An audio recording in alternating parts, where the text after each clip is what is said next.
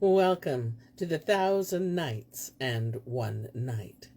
Now, when it was the 834th night, she resumed, It hath reached me, O auspicious king, that Khalifah the fisherman, after ending his song, set out with the basket on his shoulder, and ceased not faring till he entered the city of Baghdad.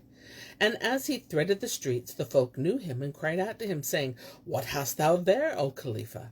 But he paid no heed to them, and passed on till he came to the market street of the money changers, and fared between the shops as the ape had charged him, till he found the Jew seated at the upper end with his servants and attendants upon him, as he were the king of the kings of Khorasan. He knew him at first sight, so he went up to him and stood before him, whereupon Abu al-Sadat raised his eyes and recognized him, said, Welcome, O Khalifah! What wantest thou, and what is thy need? If any have missaid thee or spited thee, tell me, and I will go with thee to the chief of police, who shall do them justice. Replied Khalifah, Nah, as thy head liveth, O chief of the Jews, none hath missaid me, but I went forth this morning to the river, and casting my net into the Tigris on thy luck, brought up this fish. Therewith he opened the basket and threw the fish before the Jew, who admired it, and said, By the Pentateuch and the 10 Commandments, I dreamed last night that the Virgin came to me and said, Know, Abu al-Sadat, that I have sent thee a pretty present, and doubtless 'tis this fish. Then he turned to Khalifah and said to him, By thy faith, hath any seen it but I? Khalifah replied, No, by Allah, and by Abu Bakr the Veridical, none hath seen it save thou, O chief of the Jews. Whereupon the Jew turned to one of his lads and said to him, Come, carry this fish to my house, and bid Sadah dress it, and fry and broil it, against I make an end of my business and hie me home. And Khalifah said, Go, O my lad, let the master's wife fry some of it, and broil the rest. Answered the boy, I hear, and I obey, O my lord. And taking the fish, went away with it to the house. Then the Jew put out his hand, and gave Khalifah the fisherman a dinar, saying, Take this for thyself, O Khalifah, and spend it on thy family. When Khalifah saw the dinar on his palm, he took it, saying, Laud to the Lord of dominion, as if he had never seen aught of gold in his life, and went somewhat away. But before he had gone far, he was minded of the ape's charge, and turning back, threw down the ducat, saying, Take thy gold, and give folk back their fish. Dost thou make a laughing stock of folk? The joke, hearing this, thought he was jesting, and offered him 2 dinars upon the other. But Khalifah said, Give me the fish, and no nonsense. How knewest thou I would sell it at this price? Whereupon the Jew gave him 2 more dinars, and said, Take these 5 ducats for thy fish, and leave greed. So Khalifah hence took the 5 dinars in hand, and went away, rejoicing, and gazing, and marvelling at the gold, and saying, Glory be to God! There is not with the Caliph of Baghdad what is with me this day. Then he ceased not faring on till he came to the end of the market street, when he remembered the words of the ape and his charge, and returning to the Jew, threw back the gold. Quoth he, What aileth thee, O Khalifah? Dost thou want silver in exchange for gold? Khalifah replied, I want nor dirhams nor dinars. I only want thee to give me back folks' fish. With this the Jew waxed wroth, and shouted at him, saying, O fisherman, thou bringest me a fish not worth a sequin, and I give thee 5 for it. Yet art thou not content. Art thou jinn mad? Tell me for how much thou wilt sell it. Answered Caliph, I will not sell it for silver nor gold, only for 2 sayings thou shalt say me. When the Jew heard speak of the 2 sayings, his eyes sank into his head. He breathed hard, and ground his teeth in rage, and said to him, O nail-paring of the Moslems, wilt thou have me throw off my faith for the sake of thy fish? And wilt thou debauch me from my religion, and stultify my belief and my conviction, which I inherited of old from my forebears? Then he cried out to the servants who were in waiting, and said, Out with you! Bash me this unlucky rogue's neck, and bastino him soundly. So they came down upon him with blows, and ceased not beating him till he fell beneath the shop. And the Jews said to him, Leave him, and let him rise. Whereupon Khalifah jumped up, as if naught ailed him. And the Jew said to him, Tell me what price thou askest for this fish, and I will give it to thee, for thou hast gotten but scant good of this day. Answered the fisherman, Have no fear of me, O master, because of the beating, for I can eat 10 donkeys' rations of stick. The Jew laughed at his words and said, Allah upon thee, tell me what thou wilt have, and by the right of my faith I will give it to thee. The fisherman replied, Naught from thee will remunerate me for this fish, save the 2 words which whereof I spake. And the Jew said, Meseemeth thou wouldest have me become a Moslem. Khalifah rejoined, By Allah, O Jew, and thou Islam twill nor advantage of the Moslems nor damage the Jews, and in like manner, and thou hold to thy misbelief, twill not damage the Moslems nor advantage the Jews. But what I desire of thee is that thou rise to thy feet and say, Bear witness against me, O people of the market, that I barter my ape for the ape of Khalifah the fisherman, and my lot in the world for his lot, and my luck for his luck. Quoth the Jew, If this be all thou desirest, 'twill sit lightly upon me. And Shahrazad perceived the dawn of the day, and ceased to say her permitted say. Now, when it was the 835th night, she resumed, It hath reached me, O auspicious king, that the Jew said to Khalifah the fisherman, If this be all thou desirest, 'twill sit lightly upon me. So he rose without stay or delay, and standing on his feet repeated the required words, after which he turned to the fisherman and asked him, Hast thou aught else to ask of me? No, answered he, and the Jew said, Go in peace. Hearing this, Khalifah sprang to his feet forthright, took up his basket and net, and returned straight to the Tigris, where he threw his net and pulled it in. He found it heavy, and brought it not ashore, but with travail, when he found it full of fish of all kinds. Presently up came a woman with a dish, who gave him a dinar, and he gave her a fish for it. And after her a eunuch, who also brought a dinar's worth of fish, and so forth till he had sold 10 dinars worth. And he continued to sell dinars worth of fish daily for 10 days, till he had gotten 100 dinars. Now Khalifah the fisherman had quarters in the passage of the merchants, and as he lay one night in his lodging, much bemused with hashish, he said to himself, O Khalifah, the folk all know thee for a poor fisherman, and now thou hast gotten 100 golden dinars.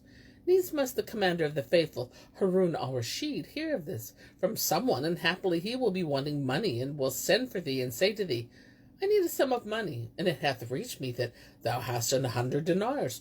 So do thou lend them to me those same.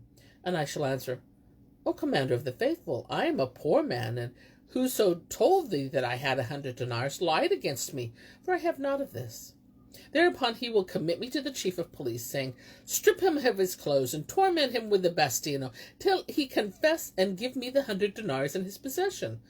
Wherefore meseemeth to provide against his predicament, the best thing I can do is to rise forthright, and bash myself with the whip, so to use myself to beating. And as Hashish said to him, Rise, doff thy clothes. So he stood up and put off his clothes, took a whip he had by him, and set handy a leather pillow. Then he fell to lashing himself, laying each other blow upon the pillow, and roaring out the while, Alas, alas, by Allah, 'tis a false saying, O my lord, and they have lied against me, for I am a poor fisherman, and have naught of the goods of the world. The noise of the whip falling on the pillow and on his person resounded in the still of night, and the folk heard it, and amongst other the merchants they said, Whatever can ail the poor fellow that he crieth, and we hear the noise of blows falling on him? 'Twould seem robbers have broken in upon him and are tormenting him. Presently they all came forth of their lodgings at the noise of the blows and the crying, and repaired to Khalifah's room, but they found the door locked, and said one to another, Belike the robbers have come in upon him from the back to the adjoining saloon. It behooveth us to climb over by the roofs.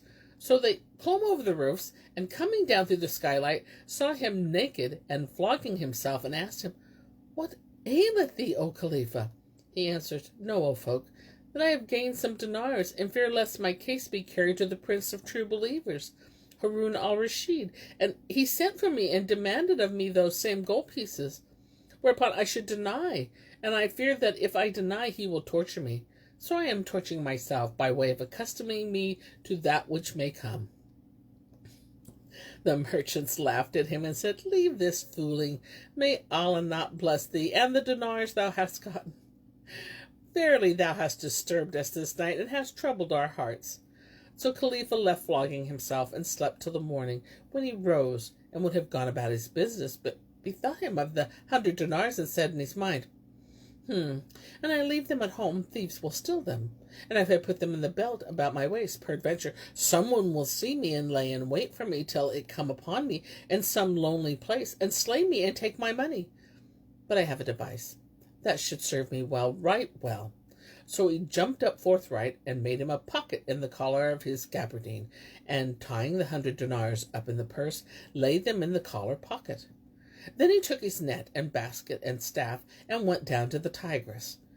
And Shahrazad perceived the dawn of the day and ceased to say her permitted say. Now, when it was the 836th night, she said, "It hath reached me, O auspicious king, that Khalifah the fisherman set his 100 dinars in the collar pocket, took basket, staff, and net, and went down to the Tigris, where he made a cast, but brought up naught. So he removed from that place to another and threw again, but once more the net came up empty. And he went on, removing from place to place, till he had gone half a day's journey from the city, ever casting the net, which kept bringing in naught. So he said to himself, By Allah, I will throw my net astream, but this once more, whether ill come or of will." Then he hurled the net with all his force of the excess of his wrath, and the purse with the 100 dinars flew out of his collar pocket, and lightning in midstream was carried away by a strong current. Whereupon he threw down the net, and doffing his clothes, left them on the bank, and purged into the water after his purse. He dived for nigh 100 times, till his strength was exhausted, and he came up for sheer fatigue without chancing on it. When he despaired of finding the purse, he returned to the stone, where he saw nothing but staff, net, and basket, and sought for his clothes, but could light on no trace of them. So he said in himself, "O vilest of those wherefore was made the byword, the pilgrimage is not perfected save by the copulation with the camel." Then he wrapped the net about him, and taking the staff in one hand and basket in another, went trotting about like a camel in rut, running right and left and backwards and forwards, dishevelled and dusty as he were a rebel, let loose from Solomon's prison. So far for what concerns the fisherman Khalifah, but as regards the Caliph, Harun al-Rashid, he had a friend, a jeweler called Ibn al-Qurnas, and all the traders, brokers, and middlemen knew him by the Caliph's merchant. Wherefore there was not sold in Baghdad by rare rarities and things of price, or Mamelukes or handmaidens, but was first shown to him.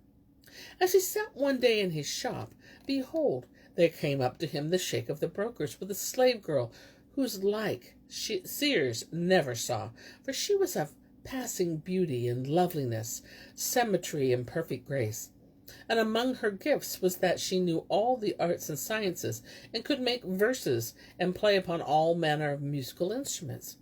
So Ibn al-Qurnas bought her for 5,000 gold dinars, and clothed her with another 1,000, after which he carried her to the prince of the true believers, with whom she lay the night, and who made trial of her in every kind of knowledge and accomplishment, and found her versed in all sorts of arts and sciences, having no equal in her time. Her name was Kut al-Kulub, and she was even as saith the poet, "I fix my glance on her, wherein she wends, and non-acceptance of my glance breeds pain. She favors graceful naked gazelle at gaze, and graceful as gazelle to say were fain." And where is this besides the saying of another? "Give me brunettes. The Syrian spears so limber and so straight. Tell me of the slender dusky maid, so lithe and proud of gait, languid of eyelids, with a down like silk upon her cheek. Within her wasting lover's heart she's queen, yet still in state." On the morrow the Caliph sent for Ibn al-Qurnas the jeweler, and bade him receive 10,000 dinars to her price. And his heart was taken with the slave girl Kut al-Kulub, and he forsook the lady Zubaydah bint al-Qasim, for all she was the daughter of his father's brother, and he abandoned all his favorite concubines, and abode a whole month without stirring from Kut al-Kulub's side, save to go to the Friday prayers, and return to her in all haste. This was grievous to the lords of the realm, and they complained thereof to the Wazir Jafar the Barmecide, who bore with the commander of the faithful, and waited till the next Friday, when he entered the cathedral mosque, and, foregathering with the Caliph, related to him all that occurred to him of extraordinary stories, and had seldom seen love and lovers, with intent to draw out what was in his mind. Quoth the Caliph, By Allah, O Jafar, this is not of my choice, but my heart is caught in the snare of love, and wot I not what is to be done. The Wazir Jafar replied, O Commander of the Faithful, thou knowest how this girl Kut al-Kulub is become at thy disposal, and of the number of thy servants, and that which hand possesseth soul coveteth not. Moreover, I will tell thee another thing, which is that the highest boast of kings and princes is in hunting, and the pursuit of sport and victory. And if thou apply thyself to this, perchance it will divert thee from her, and it may be thou wilt forget her. Rejoined the Caliph, Thou sayest well, O Jafar. Come, let us go a-hunting, forthright without stay or delay. So as soon as the Friday prayers were prayed, they left the mosque, and at once mounted their she-mules, and rode forth to the chase. And Shahrazad perceived the dawn of the day, and quit her permitted say.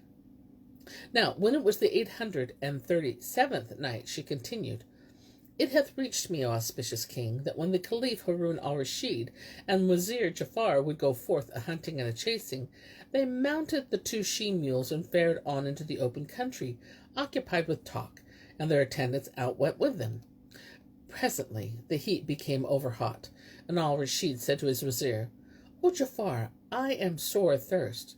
Then he looked around, and espying a figure in the distance on a high mound, asked Jafar, Seest thou what I see? Answered the Wazir, Yes, O Commander of the Faithful, I see a dim figure on a high mount. Belike he is the keeper of a garden or of a cucumber plot, and in whatso wise water will not be lacking in his neighborhood. Presently adding, I will go to him and fetch thee some. But al-Rashid said, My mule is swifter than thy mule, so do thou abide here on account of the troops, while I go myself to him and get of this person drink and return. So saying, he urged his she-mule, which started off like racing wind or railing water, and in the twinkling of an eye made the mound where he found the figure he had seen to be none other than Khalifah the Fisherman, naked and wrapped in the net, and indeed he was horrible to behold, as to and fro he rolled with eyes for very redness, like crescent gleam, and dusty hair and beshevelled trim, as if he were an ifrit or a lion grim. Al-Rashid saluted him, and he returned his salutation, but he was wroth, and fires might have been lit at his breath. Quoth the Caliph, O man, hast thou any water? And quoth Caliph, Ho, art thou blind or jinn mad? Get thee to the river Tigris, for 'tis beyond this mound. So al-Rashid went around the mound, and going down to the river, drank, watered his mule, and then without a moment's delay he returned to Khalifah and said to him, What aileth thee, O man, to stand here, and what is thy calling? The fisherman cried, This is a stranger and sillier question than that about the water. Seest thou not the gear of my craft on my shoulder? Said the Caliph, Belike thou art a fisherman? And he replied, Yes.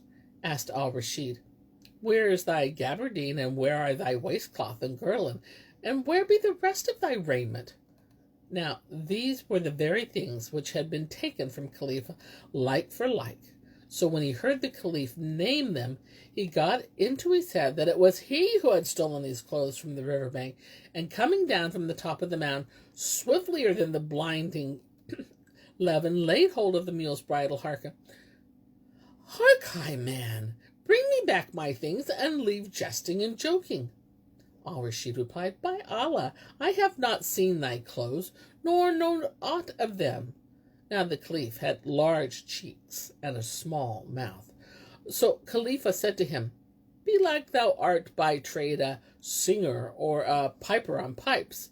But bring me back my clothes fairly, and without more ado, or I will bash thee with this my staff, till thou be pissed thyself, and befoul thy clothes. When Al-Rashid saw the staff in the fisherman's hand, and that he had the advantage of him, he said to him, By Allah, I cannot brook from this mad beggar half a blow of that staff. Now, he had on a satin gown, so he pulled it off and gave it to the Khalifah, saying, O man, take this in place of thy clothes. The fisherman took it and turned about and said, My clothes are worth 10 of these painted Abba cloaks. And rejoined the Caliph, Put it on till I bring thee thy gear. So Khalifah donned the gown, but finding it too long for him, took a knife he had with him, tied to the handle of his basket, and cut off nigh a third of the skirt, so that it fell only beneath his knees. Then he turned to Al-Rashid and said to him, Allah upon thee, O piper, tell me what wage thou gettest every month from thy master for thy craft of piping.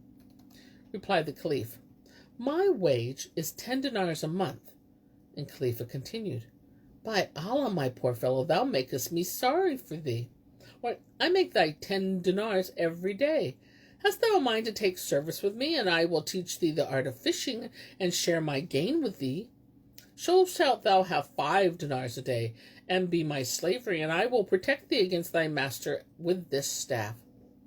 Quoth Al-Rashid, I will well. And quoth Khalifah, Then get off thy she-ass, and tie her up, so we may serve us, and to carry the fish hereafter, and come hither that I may teach thee to fish forthright.